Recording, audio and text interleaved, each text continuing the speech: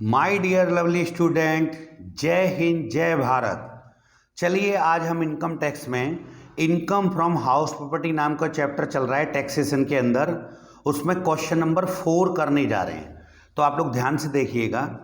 Question 4 इस प्रकार है, doctor Lalit Yadav owns a house property in Mathura which is let out for ₹8,000 per annum. Lalit Yadav के पास अपना एक स्वयं का मकान है जो मथुरा में है। उन्होंने 8,000 रुपये पर मंथ पर उसको किराए पर उठा दिया है।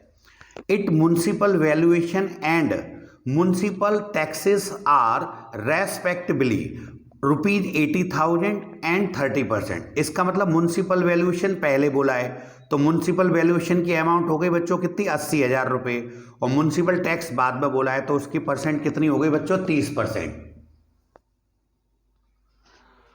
उसके बाद क्या रखा है, Lalit Yadav paid municipal taxes of the past 4 year along with the for the current year. ये क्वेश्चन को इंपोर्टेंट बनाती है बच्चों लाइन कि क्या रखा है, जो म्युनिसिपल टैक्स है उसका 80,000 का 30% निकालें तो 24,000 आएगा एक साल का।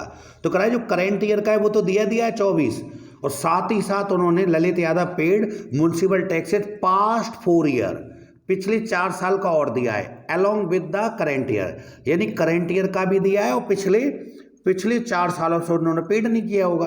तो बेटा इस प्रकार 5 साल हो जाती हैं, क्योंकि 4 साल तो पिछले वाले और एक करेंट ईयर। तो बेटा 80,000 का आप लोग निकालेंगे 30% तो आता है 24,000, और ये 1 साल का है। 5 साल का बनाएंगे तो 5 का गुणा तो हो जाएगा 1,20,000। तो इसका मतलब ये कि म्युनिसिपल टैक्स आपको पेड करना है 1,20,000। म्युनिसिपल टैक्स के संग एक फंडा है कि अगर म्युनिसिपल टैक्स आपका ड्यू है, आपने अभी पेड नहीं किया है तो नहीं घटेगा, या किराएदार ने पेड कर दिया तो भी नहीं घटेगा। केवल एक ही केस में म्युनिसिपल टैक्स घटता है, जब साक्षात मालिक ने पेड किया है। इतनी सी लाइन इस क्वेश्चन को इंपोर्टेंट बनाती है। तो देखना, तो पिछले 4 साल और 1 साल जोड़ के 5 साल का म्युनिसिपल टैक्स पेड करेंगे। इसके अलावा other expenses relating to the property is the following. क्या रखा है, A point, repair and maintenance ₹17,000। बेटा नहीं घटेगा, क्योंकि कोई भी खर्चा हो गवर्नमेंट इसकी डिडक्शन खर्चे के अलग अलग नहीं देती। इकट्ठी लमसम स्टैंडर्ड डिडक्शन जो देती है गवर्नमेंट वो 30% देती है इन खर्चों के लिए। आपने खर्चा क्या किया इसकी नहीं देगी, लेकिन हाँ वो 30% डिडक्शन मिलती है, वो खर्चों के लिए ही होती है। तो इसको 17,000 अलग से नहीं मिलेगी। फायर इंश्योरेंस प्रीमियम 3,000 अलग से नहीं मिलेगी, 3,000। और वाइट वॉश एंड कलर, रंग रोगन कराने के बेटे 10,000 रुपये अलग से नहीं मिलेंगे, 10,000। ये तीनों खर्चों की डिडक्शन नहीं मिलेगी। हाँ इन्हीं खर्चों के लिए बेटे वो डिडक्शन जो मिलती है पहली वाली ए पर स्टैंडर्ड डिडक्शन 24A में डिडक्शन मिलती है 30% ऑफ एनुअल वैल्यू, वो उन खर्चों के लिए मिलती है कि मकान से संबंधित जितने भी खर्चे आपने करे हों, चाहे खर्चा आपने कम किया हो खर्चा ज़्यादा किया हो, फर्क इससे नहीं पड़ता, आपको डिडक्शन मिल जाएगी पूरी 30%। तो इन तीनों खर्चों की डिडक्शन अलग से नहीं मिलेगी। फिर एक बात और क्या रखी है, the house was vacant for 3 month. मकान 3 महीने खाली पड़ा रहा, आपको कोई किराएदार नहीं मिला होगा तो 3 महीने साल में खाली पड़ा रहा। तो इसका मतलब 3 महीने जब किराए पर उठाया नहीं तो आपको इनकम भी नहीं हुई। तो इनकम तो केवल इनकम हुई होगी आपको केवल 9 महीने की। लेकिन आप ये मत करना, स्टार्टिंग में शुरू तो करते हैं क्वेश्चन को साल भर का लेकर। हाँ वो बात दूसरी, 3 महीने के किराया नहीं मिला तो एनुअल वैल्यू के बाद में एडजस्टमेंट कर देते हैं। चलिए मैं करके तो बताऊंगा, उस टाइम और बताऊंगा कहना क्या चाह रहा था। फिर आपसे मांगा क्या है, compute income under the head income from house property for the year assessment year 2022-23। बच्चों आंसर है इसका, लॉस आएगा टोटल 90,000 रुपये का टोटल इसके अंदर लॉस आएगा। देखिएगा आप लोग, अभी इसको आप वीडियो को पॉज करके पहले नोट कर लीजिए, फिर आपसे बात करते हैं।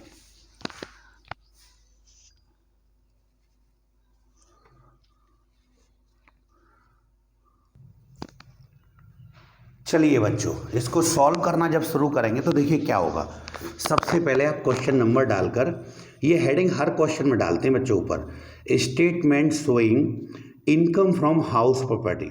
जो भी चैप्टर पढ़ रहे होंगे इनकम टैक्स में बस उसका नाम आता है, of miss doctor Lalit Yadav for the assessment year 2022-23, 22-23। फिर पर्टिकुलर और अमाउंट का कॉलम बनाते हैं। अब देखिएगा ध्यान से, सबसे पहले जब आप शुरू करोगे तो हम क्या लिखते हैं बच्चों, ग्रॉस एनुअल वैल्यू। ग्रॉस का मतलब होता है मोटा मोटा, एनुअल माने एक साल का और वैल्यू माने पूरे मकान का। तो हम यहाँ लिखेंगे ग्रॉस एनुअल वैल्यू। अब देखिए इसमें बहुत सारे किराए दिए नहीं जिनसे कंपेयर कर सको आप, केवल एक किराया दिया है म्युनिसिपल वैल्यूएशन जो 80,000 है। और जबकि देखिए आप 8,000 रुपये महीने पे इसको किराए पे उठाते थे, तो 8,000 रुपये महीने से 12 महीने का करेंगे तो 12 अट्ठे 96, 96,000 बढ़ाए या 80,000 बढ़ाए सर, 96,000 बढ़ाए, इसलिए आप 96,000 को यहाँ पर लिखेंगे। फिर उसके बाद less municipal tax, municipal tax paid by owner for total 5 year. ये ध्यान रखना है बस इसकी वजह से, टोटल 5 ईयर। टोटल 5 ईयर क्यों बेटे, क्योंकि एक तो करंट ईयर का देना है आपको और पिछले 4 सालों का और। तो देखिए आप 80,000 रुपये म्युनिसिपल वैल्यूएशन थी मकान की और टैक्स था 30%, तो 80,000 का 30% निकालेंगे तो 8 दिए 24,000, तो 24,000 तो एक साल का आता है। अब इसमें आप 5 साल का गुणा करेंगे तो 24,000 में 5 का गुणा करिए, बताइए क्या आता है। तो 24,000 से 5 का गुणा जब आप करेंगे तो भैया बता रहे हैं कि सर 1,20,000। तो लीजिए 1,20,000 ये आ गया। अब 1,20,000 जैसे ही आपका आ गया तो आप इसको जब घटाएंगे तो बेटा आपको प्रॉफिट ना होकर उल्टा लॉस होना शुरू हो गया यहीं से। भाई 96,000 में से 1,20,000 नहीं घटेगा, तो आपका ये माइनस का आ गया। तो ये माइनस का आ गया। एनुअल वैल्यू कैसी आ गई, माइनस की एनुअल वैल्यू। चलिए एनुअल वैल्यू माइनस की आ गई। फिर इसमें अभी एक दिक्कत है कि आपने ये किराया पूरा एक साल का क्यों लिया, इसकी मजबूरी समझो कि एक बार हम हमेशा पूरे साल का क्यों लेते हैं, क्योंकि और दूसरे किराए होते हैं ना बेटा। जैसे नगर पालिका मूल्यांकन हमारे पास 80,000 था, अब वो 80,000 तो एक साल का है और एक्चुअल रेंट आपको एक साल का इसलिए बनाना पड़ा। तो सभी किराए हमारे पास एक साल के होते हैं, इसलिए हर किराए को पहले एक साल का बना लेते हैं। हाँ वो बात दूसरी का मकान 3 महीने खाली पड़ा, 3 महीने किराया नहीं मिला, तो यहाँ घटाएंगे उस 3 महीने की कमाई नहीं। भैया आपने तो यहाँ पूरे 12 महीने का ले लिया है और 3 महीने कमाई नहीं हुई, तो गवर्नमेंट कहती घबरा क्यों रहे हो, घटा लेना उसको यहाँ लाकर। लेस बैकेंट मंथ या बैकेंट हाउस खाली पड़ा रहा, बैकेंट हाउस कह दो या बैकेंट मंथ कह दो, कितने महीने खाली पड़ा रहा। तो आप लोग 8,000 रुपये महीने से कमाई होती थी, 3 महीने नहीं हो पाई, तो 8 से 24 नहीं हो पाई। तो लीजिए 24 तो पहले से ही आपके माइनस में चल रहे थे, अब यहाँ पर लेस लिख रहा है, इसका मतलब ये भी माइनस का हो गया। तो माइनस माइनस के टोटल हो जाएंगे अब आपके 48,000।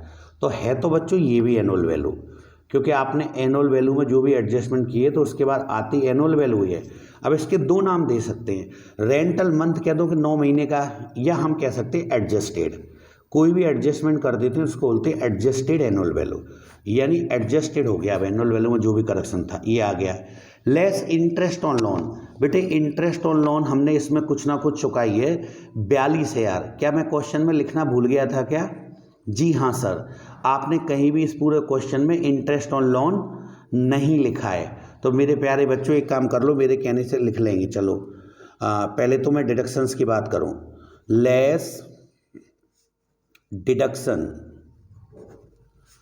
Under section 24A and B। 2 deduction मिलती हैं बेटे ए बी में, तो 24A और B में 2 डिडक्शंस। तो पहली डिडक्शन जो है आपकी वो है बच्चों आपकी ए पॉइंट पे हम लिखेंगे standard deduction. Standard deductions 30% of, देखिए adjusted annual value, adjusted annual value. अब यहाँ एक दिक्कत आ गई कि अगर ये कोई इनकम होती बेटे तो आप जरूर डिडक्शन देते। बच्चों ये माइनस की इनकम है, मतलब 0 से भी कम है, तो ये इनकम है ही नहीं जो आप इस पर 10% 30% निकाल पाएंगे, तो इसलिए निल करके चलाइए। लेकिन बी पॉइंट पे बच्चों एक आपको मैं क्वेश्चन में लिखना भूल गया हूँ, अपने हाथ से बढ़ा लेना।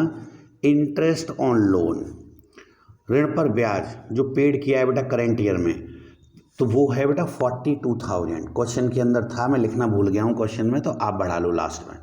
तो 42,000 और, तो आपको 42,000 घटाने। अब दिक्कत ये है कि पहले 48,000 के माइनस में चल रहे हैं और आप उसमें से ये माइनस करोगे, तो लेस यहाँ लिख रहा है ना, तो माइनस अब हो नहीं सकता, तो ये भी माइनस ये भी माइनस, तो माइनस माइनस के दोनों जोड़ दिया तो टोटल 90,000 रुपये माइनस के हो जाएंगे, 90,000। दूर से क्या लिख देंगे, लॉस फ्रॉम हाउस प्रॉपर्टी।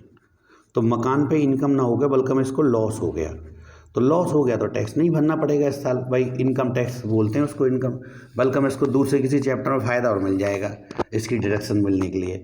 तो 90,000 रुपये बेटे आपका आंसर आ गया। आप वीडियो को पॉज करके और इस क्वेश्चन को नोट कर लें और फिर मिलते हैं नेक्स्ट वीडियो में। जय हिंद, जय Bharat my dear lovely student. मेरे चैनल को बच्चों लाइक करें, शेयर करें, सब्सक्राइब करें और कमेंट करके बताइए कि मैं आपके लिए किस टॉपिक पे और वीडियो बनाऊं। चलिए, जय हिंद, जय भारत।